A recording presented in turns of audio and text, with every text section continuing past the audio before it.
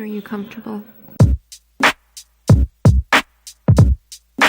Hey guys, it's Jasmine, and in today's video, we are going to be discussing the sensitive subject of your cat's weight. So if you haven't been sure what the healthy weight is for your cat, or if you don't even know how to go about weighing them or gauging it, keep watching. If you haven't already, please click that subscribe button wherever it is below, because I do put out weekly videos. Let's start by figuring out what the healthy weight is for an adult cat. And anytime I say adult cat, I mean a cat that's over 1 year old. So to figure out the healthy weight for your cat, the first thing you want to do is look up the breed. If you've already done this, then you've probably already seen that the average weight for a domestic household cat is about 10 pounds. That said, the average weight for a Siamese cat can range from about 5 to 10 pounds, depending on your kitty's particular frame, if it's smaller or bigger. Persians can range from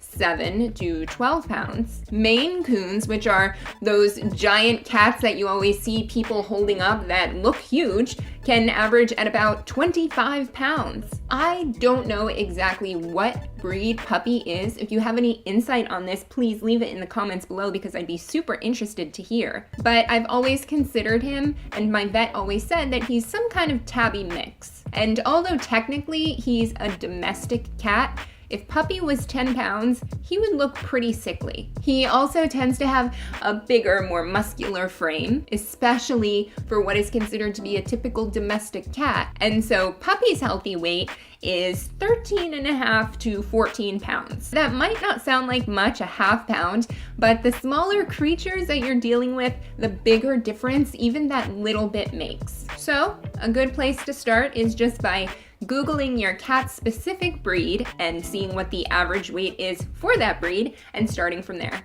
Now, along with that, you want to consider things about your cat specifically. A little bit of intuition is involved because, for example, if your cat is also having health problems, doesn't seem to move around easily or play around as much, has bladder or kidney or liver issues, these things can be signs that your cat might be a little bit overweight or too underweight. Now, a great tip that my vet has given me is to gauge the weight by your cat's spine. For example, if you can pet your cat's back and pet down his or her spine and you don't feel it at all, or there's an obvious layer of fat that's cushioning it, there's a 99% chance that your cat is technically overweight. If you can pet down your cat's spine and it's really, really bony and you can feel every single vertebrae as you pet down, your cat is 99% sure to be underweight. If you can pet your cat down his or her spine and it feels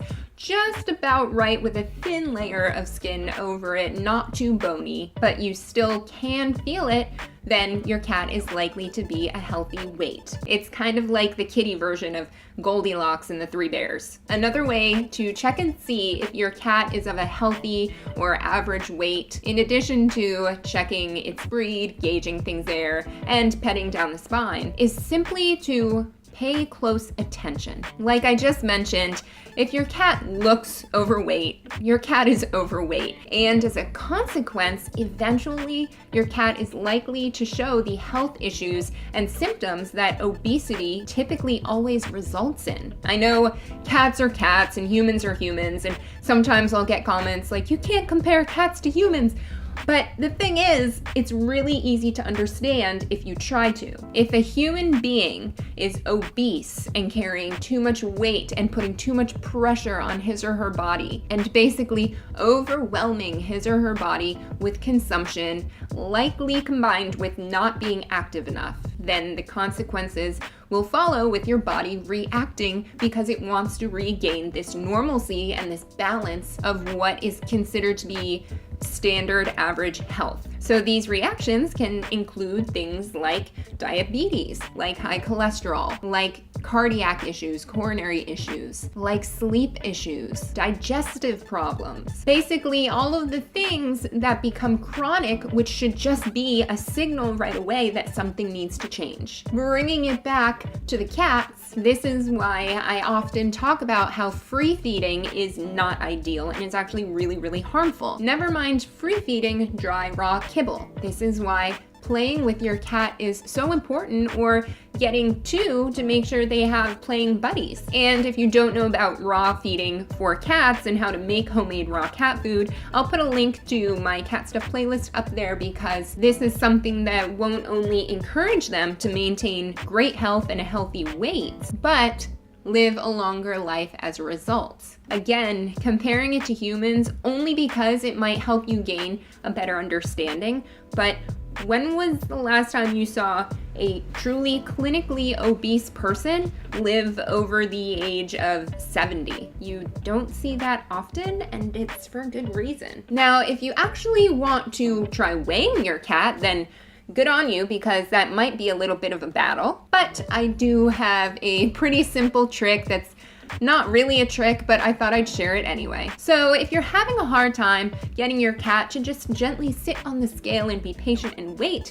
for you to read your cat's weight, then all you have to do is get on the scale yourself, weigh yourself, and then immediately afterwards grab your cat, pick your cat up, hold him or her, get back on the scale, see what the weight is, and then you just subtract your alone weight from the weight with the cat, and you'll get how much your cat weighs. Knowing the ideal weight or healthy weight for your cat is really important in general, but it's also super important when it comes to feeding your cat a raw food diet, because the amount of food that you give your cat depends on your cat's personal weight. So make sure you subscribe to my channel, because I will be putting out a video this month that explains exactly how to calculate how much raw food you should be giving your cat according to your cat's personal weight. All right, guys, I hope you found this video helpful. Please remember to click that thumbs up below, because that helps me know the content that you like to see. Thank you so much for watching, and I will see you in the next video. Bye.